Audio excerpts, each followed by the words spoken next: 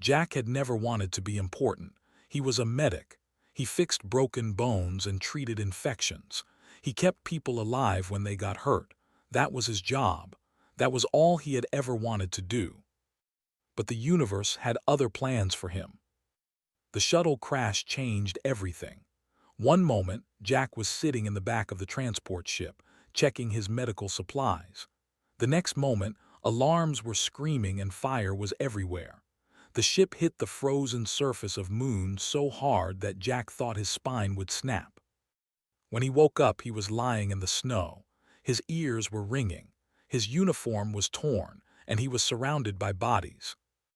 Ambassador Wells was dead.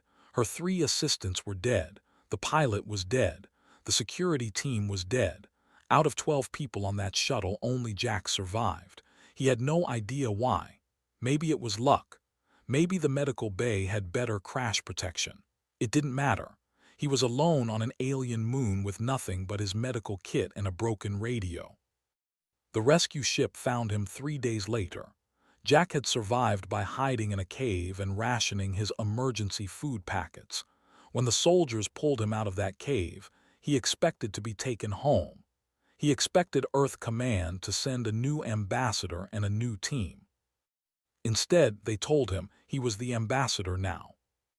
"That's insane," Jack said to the officer who delivered the news. "I'm not a diplomat, I'm a medic." The officer looked at him with cold, yellow eyes. They were tall, very tall. This one stood over 8 feet and had 4 arms covered in dark blue scales.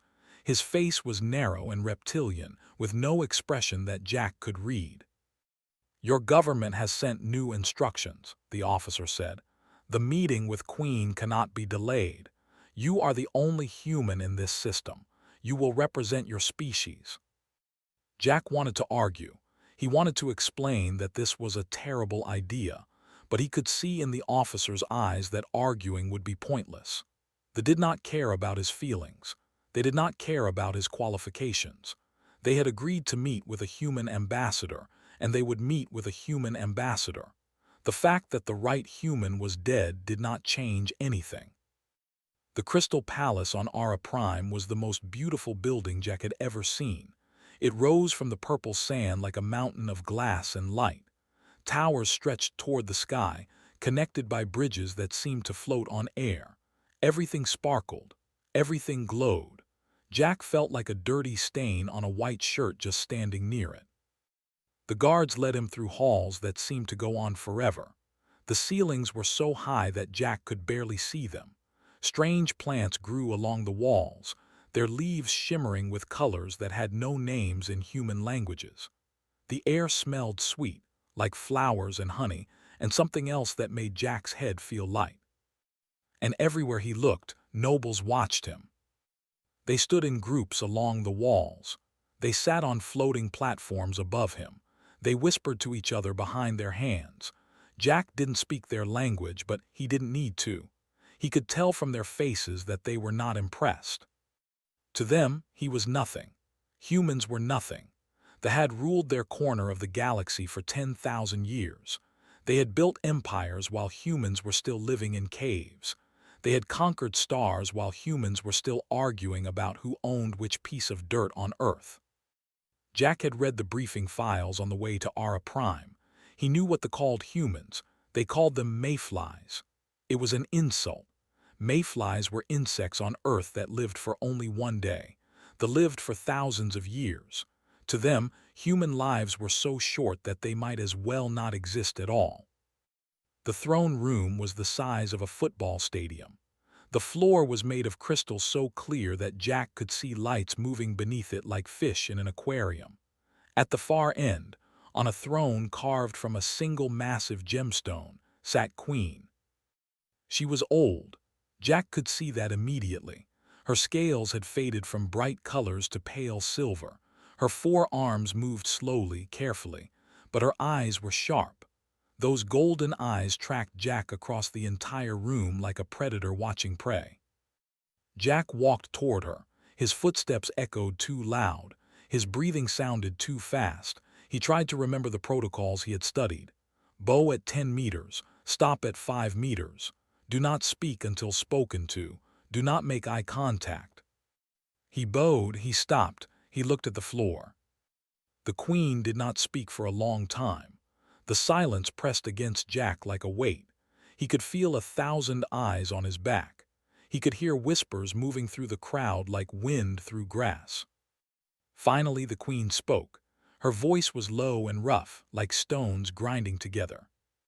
So this is what humanity sends us, a healer of wounds, a fixer of broken things. She paused. We expected more. Jack wanted to apologize. He wanted to explain about the crash, but he kept his mouth shut. Speaking without permission was forbidden. You may speak, the Queen said. Jack raised his head just enough to see her chin. I am honored to be here, Your Majesty.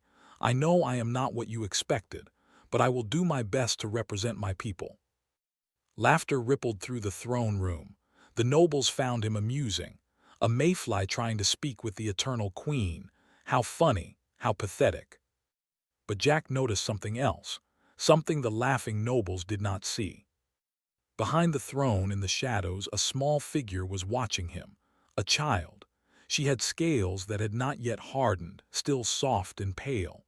Her eyes were too big for her face, like a baby animal, and those eyes were not laughing at Jack. They were studying him with something that looked almost like hope. The princess. Jack remembered her name from the briefing files. The Queen's only daughter, born late in the Queen's long life, a miracle child that the entire empire celebrated. She looked scared, and she looked sick. Jack was a medic. He had spent 20 years learning to read bodies. He could see the signs, the way she held herself, the slight tremble in her hands, the color of her scales. Something was wrong with the princess. And for some reason, she was looking at Jack like he might be the only one who could help her. The diplomatic meetings were a disaster. Jack tried his best. He really did. But diplomacy was not medicine. You couldn't look at a problem, identify it, and fix it. Everything was complicated. Everything had hidden meanings. Every word Jack said seemed to offend someone. On the first day, he accidentally insulted the House of Horn by sitting in the wrong chair. Apparently, the chair he chose was reserved for beings of elevated status, and humans did not qualify. The Lord of Horn spent 2 hours demanding an apology while Jack tried to figure out what he had done wrong. On the second day, Jack made eye contact with Queen during a formal greeting. He didn't mean to. His eyes just moved up for a second. But in culture, only equals could look at each other directly. A mayfly looking at the Queen was like a bug crawling on her food. The entire court went silent, and Jack had to kneel on the hard crystal floor for an hour while priests performed a cleansing ritual to remove the offense. On the third day, Jack offered to shake hands with a noble from the house of. The noble screamed and fell backward as if Jack had tried to stab him. It turned out that in culture, showing an empty palm meant you were challenging someone to a death duel. By the fourth day, Jack was exhausted. His knees hurt from kneeling. His head hurt from trying to remember rules. And his heart hurt because he knew he was failing. Earth needed this alliance. Humanity needed friends in the galaxy. And Jack was making everything worse with every step. During a break in the afternoon meetings, Jack wandered away from his guards. He needed fresh air. He needed to be alone for a few minutes. He needed to not feel like a clown performing for an audience that hated him. He found a garden behind the main hall. It was beautiful in a strange way.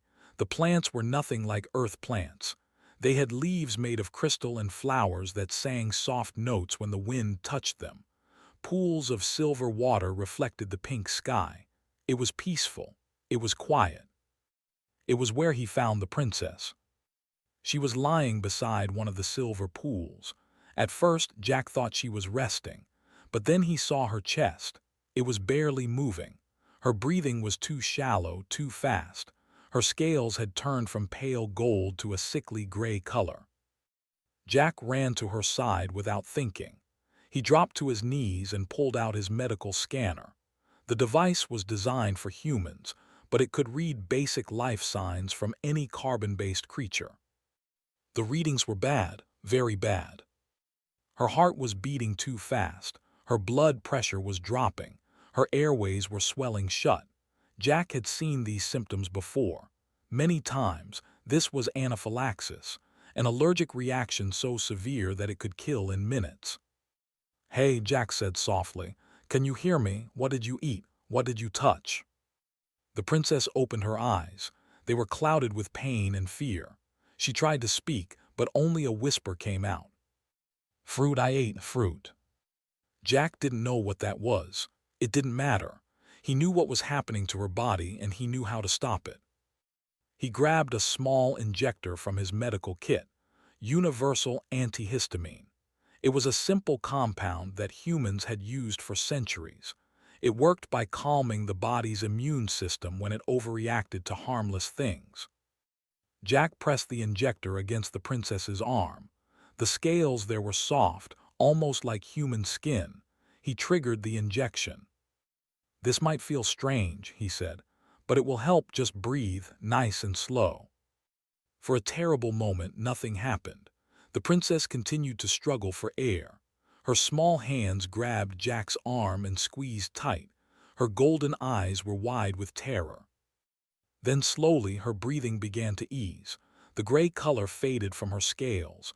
Her grip on Jack's arm relaxed. After 2 minutes, she was breathing normally again. After 5 minutes, color had returned to her face. She looked up at Jack with wonder.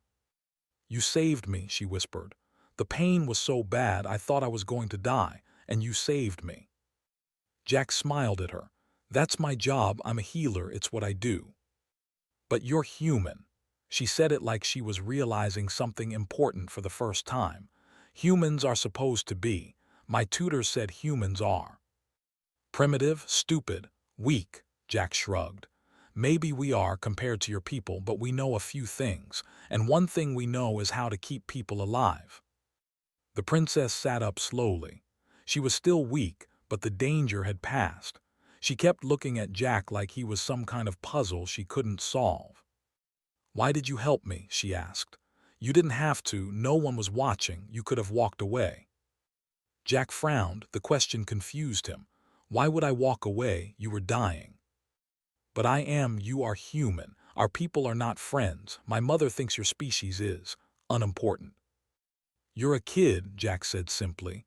"I don't care what species you are. I don't care what your mother thinks about my people.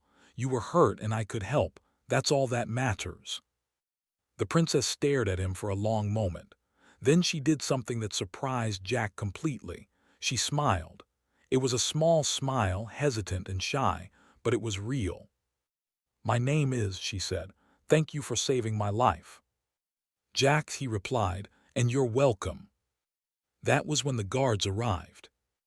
They came rushing into the garden with weapons drawn. They saw Jack kneeling beside the princess, his medical tools scattered on the ground, his hand still close to her arm where he had given the injection. They didn't ask questions. They didn't wait for explanations.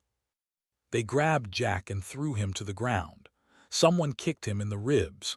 Someone else put a blade against his throat. "No," the princess screamed. "He helped me. He saved me." But the guards were not listening. They were soldiers, not thinkers. They saw a human touching royalty. That was a crime, the worst crime possible. They dragged Jack away while the princess screamed and cried behind him. The last thing he saw was her face, twisted with fear and confusion, reaching out toward him with her small hands. Then a door slammed shut, and everything went dark. Jack sat alone in a cold cell, waiting to die. And he thought about how strange it was that doing the right thing could get you killed. He had saved a child's life. He had done exactly what he was trained to do, and now he would be executed for it. He thought about Earth. He thought about his family. He thought about all the patients he would never help and all the lives he would never save. And he thought about the princess. At least she was alive. At least he had done that much. Whatever happened next, he had done that much. The cell was cold and dark. Jack had been there for 2 days. They gave him water but no food. They gave him silence but no answers. He had no idea what was happening in the world outside his tiny prison. He thought about the princess often. He wondered if she was okay. He wondered if she had tried to tell anyone what really happened. He wondered if anyone would believe her even if she did. On the third day, guards came for him. They put heavy chains on his wrists and ankles. They put a metal collar around his neck. They treated him like a dangerous animal, even though he was just a tired medic who wanted to go home. They led him through long hallways to a massive pair of doors. The doors were made of gold and covered with jewels. Jack could hear voices on the other side. Hundreds of voices, maybe thousands. The doors swung open, and Jack saw the Grand Throne Hall. It was 10 times bigger than the room where he had first met the Queen. The ceiling was so high that clouds floated near the top. The walls were lined with balconies, and every balcony was packed with nobles. The floor was a sea of faces, all of them staring at Jack with hatred in their eyes. They wanted blood. Jack could feel it. The air itself seemed hungry for violence. The guards pushed him forward. Jack walked down a long aisle toward a raised platform where 3 sat at a table. They were judges, he guessed. Behind them on her crystal throne sat Queen. Her face was like stone. Her eyes gave nothing away. Jack looked for the princess, but couldn't see her anywhere. "Human," one of the judges said. His voice echoed through the hall. "You stand accused of the highest crime in our empire. You touched a member of the royal family. You put your primitive hands on the sacred body of Princess. How do you answer these charges?" Jack cleared his throat.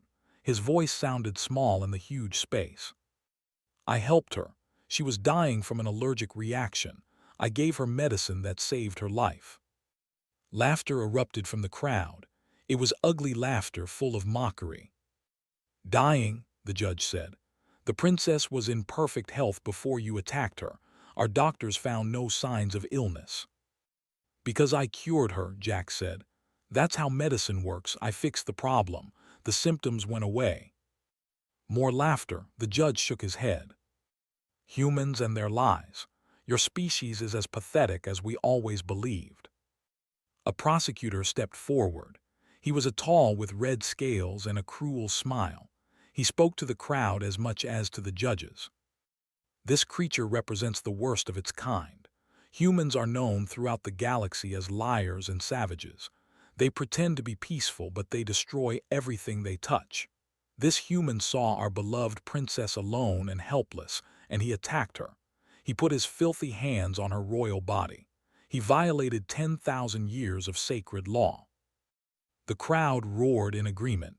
They stamped their feet and shook their fists. Some of them called for Jack to be burned. Others called for worse things. The prosecutor continued. "The punishment for touching royalty is death. There can be no exceptions, no mercy. The law is clear. The human must die." The judges nodded. The crowd cheered. Queen raised her hand for silence. "The evidence is clear," she said. Her voice was cold and heavy. "The human has confessed to touching my daughter. The punishment is—" She never finished the sentence. At the far end of the hall, the great golden doors burst open with a thunderous crash. Every head in the room turned to look. Every voice fell silent. A small figure stood in the doorway. Princess. She was still pale, still weak from her ordeal, but her eyes burned with determination. "Stop," she screamed. And then she ran. Guards tried to catch her. Nobles tried to grab her, but she was small and fast, and she dodged them all. Her feet pounded against the crystal floor. Her scales caught the light as she moved. She ran like her life depended on it. She ran like the entire galaxy was watching. Because it was. She reached Jack and threw her arms around him. She hugged him tight, pressing her face against his chest, holding onto him like he was the only solid thing in a world that had gone crazy. The entire palace stilled. No one moved. No one spoke. No one even seemed to breathe. A princess was hugging a human prisoner in front of the entire noble court. in front of the Queen herself. Nothing like this had ever happened in 10,000 years of history. "He saved me," said. Her voice was loud and clear. "The human saved my life. I ate fruit and my throat closed up. I couldn't breathe. I was dying. And he gave me medicine that made the pain stop. He didn't hurt me. He helped me. He's the only reason I'm still alive." The silence continued. The crowd seemed frozen in place. Queen rose from her throne. Her ancient body moved slowly, but her eyes were sharp and dangerous. She walked down the steps toward Jack and her daughter. The guards stepped back. The judges bowed their heads. No one had seen the Queen leave her throne in 300 years. No one knew what she would do. She stopped in front of Jack. She looked at her daughter, still clinging to the human prisoner. Then she looked at Jack's face. She studied him like she was reading a book written in a language she didn't understand. "Is this true?" she asked quietly. "Did you save my daughter's life?" "Yes," Jack said. "She was having an allergic reaction, a severe one. I gave her an antihistamine from my medical kit. It's a simple treatment. We use it on Earth all the time." "Why?" The Queen's voice was barely a whisper. "Why would you help a child? Our people have shown you nothing but contempt. We mock you. We insult you. We call you mayflies. Why would you risk your life to save one of us?" Jack looked down at the princess. She was still holding onto him, still trembling. He looked back at the Queen. "Because she needed help," he said. "And I was there. It's that simple. I'm a healer. When someone is hurt, I help them. It doesn't matter who they are or where they come from. It doesn't matter if they hate me or fear me. A life is a life, and every life is worth saving." The Queen stared at him for a long time. The entire hall waited. The entire empire waited. The fate of two species hung in the balance. Then Queen did something no one expected. She turned to her guards. "Release him," she said. "Remove his chains. This man is not a criminal. He is a healer who saved my daughter's life, and we will treat him with the honor he deserves." Guards removed Jack's chains. They worked quickly, their faces showing confusion and fear. Everything they believed had been turned upside down in a single moment. The crowd was still silent. No one knew what to do.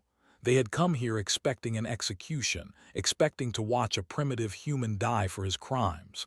Instead, they watched their Queen defend him. They watched their princess cling to him like he was family. Queen raised her hand. "Clear the hall. The trial is over. I will speak with the human alone." The nobles began to move.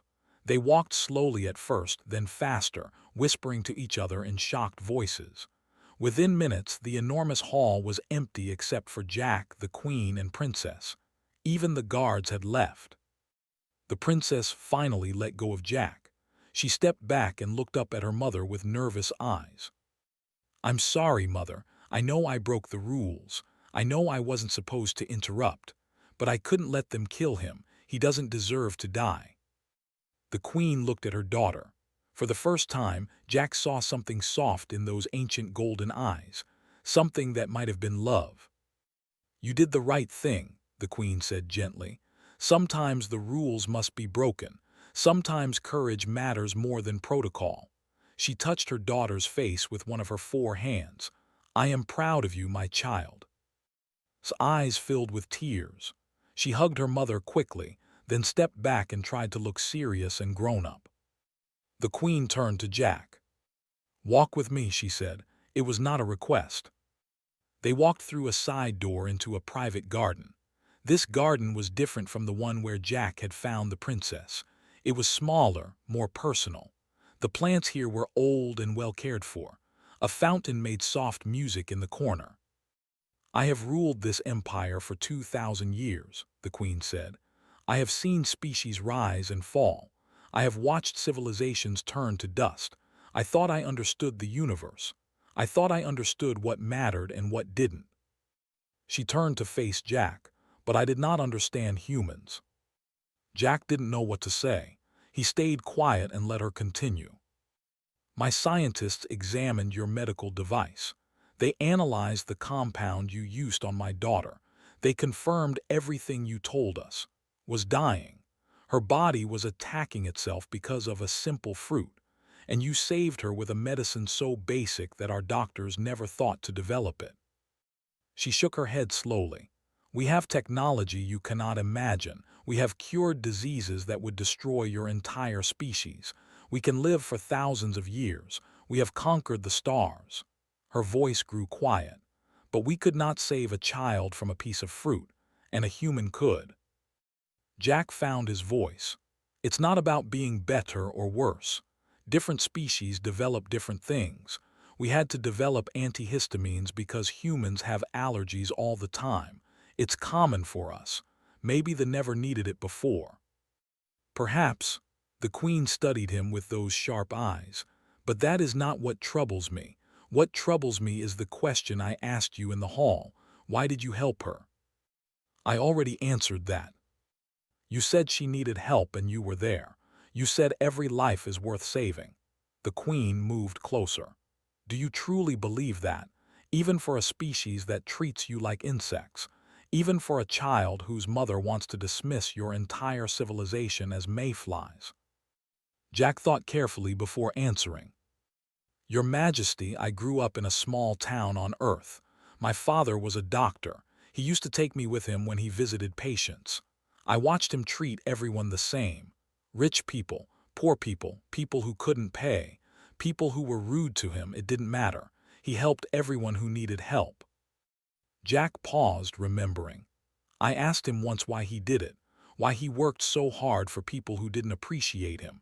He told me something I never forgot. He said, the value of a life doesn't depend on who's living it. Every person matters. Every person has someone who loves them.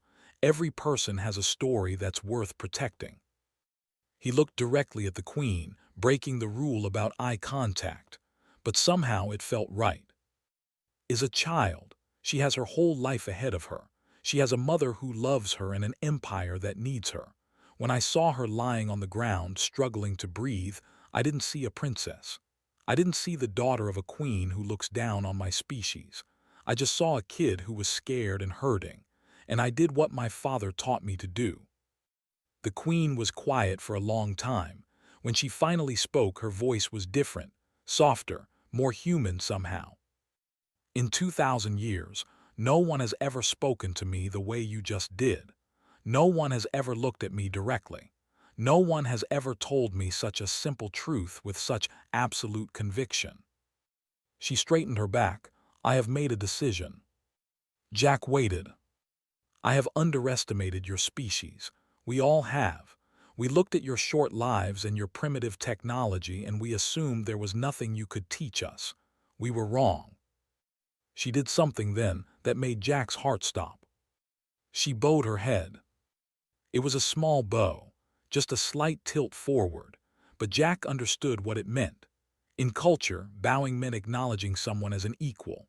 The Queen of 60 star systems, ruler of the most powerful empire in the galaxy, had just bowed to a human medic from a small town on Earth. You have given my daughter her life, the Queen said. I cannot repay that debt, but I can try. From this day forward, humanity will not be called mayflies. Humanity will be called friends. And this alliance we came here to discuss will not be a treaty between masters and servants. It will be a partnership between equals. Jack felt tears forming in his eyes. He tried to blink them away, but they came anyway. Thank you, Your Majesty. No, the Queen said. Thank you, Jack. Thank you for reminding me that wisdom can come from the most unexpected places, and that compassion is not weakness. It is the greatest strength of all. 10 years passed. Jack stood on a balcony in the Crystal Palace, watching the sun set over Ara Prime. The sky turned from pink to purple to deep blue, and the first stars began to appear. Somewhere out there, millions of light years away, Earth was orbiting its own small sun, his home, his people. So much had changed since that day in the garden, when a scared princess grabbed his arm and held on for her life. The treaty between Earth and the Empire had been signed 3 months after Jack's trial, but it was not the treaty anyone expected. Instead of a simple trade agreement, Queen offered humanity something unprecedented: full partnership, military protection, technology sharing, access to medical knowledge and scientific research. Everything the Empire had built over 10,000 years offered freely to the mayflies they once despised. The galaxy watched in disbelief. Other species sent messages asking what had happened. What had the humans done to earn such favor? The answer spread from star to star until everyone knew the story.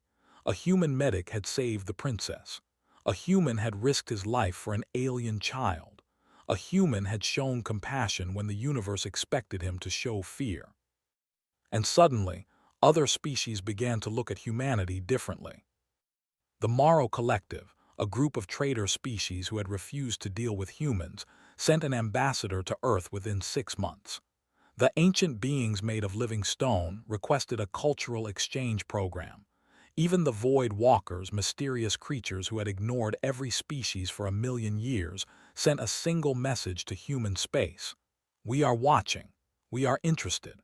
Perhaps we will speak soon." Jack never wanted any of this attention. He was still just a medic at heart. But the Queen insisted that he stay on Aura Prime as humanity's permanent ambassador. She said he was the perfect representative for his species. She said he showed the galaxy what humans could be at their best. So Jack stayed. He learned the language. He learned the customs. He made friends among the nobles who once wanted him dead, and he watched grow up. The princess visited him almost every day during those first years. She asked him endless questions about Earth. What did the oceans look like? What was snow? Why did humans need to sleep so much? Jack answered everything as best he could, and in return, she taught him about history and culture. When she turned 12, she started calling him Uncle Jack. The nobles were horrified. It was completely improper for royalty to use such informal language with an alien, but the Queen allowed it. She said could call Jack whatever she wanted. Now was 17. She was tall and beautiful, with scales that had hardened into a deep golden color. She was training to be a diplomat, following in her mother's footsteps, and she still visited Jack every day. Uncle Jack. He turned to see her walking onto the balcony. She was wearing formal robes for some official event, but her eyes were the same as always: curious, kind, full of life. "Hey, kid, shouldn't you be at the reception?" I slipped out. "Those things are so boring." She stood beside him at the railing. "I wanted to tell you something." "What's that?" "The academy accepted me. I'm going to study relations. When I graduate, I want to work on human projects. I want to help build bridges between our peoples." Jack smiled. "That's amazing. I'm proud of you." "It's because of you, you know." She looked at him seriously. "Everything I want to do with my life, it's because of what happened that day in the garden. You showed me that strangers can care about each other. That compassion doesn't need a reason.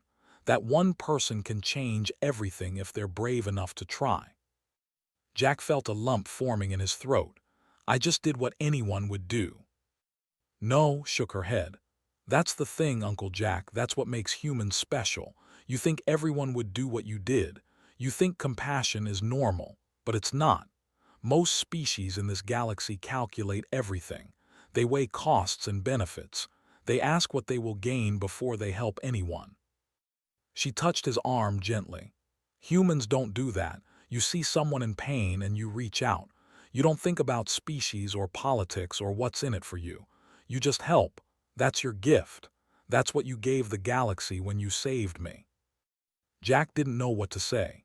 He just stood there looking at the stars, thinking about how strange life could be. A sound came from inside the palace. Music. Someone was playing an instrument that sounded like a combination of a piano and a waterfall. "We should go back," said. "Mother will wonder where I am." "You go ahead. I'll be there in a minute." She hugged him quickly and hurried inside. Jack watched her go, feeling something warm in his chest. He thought about his father.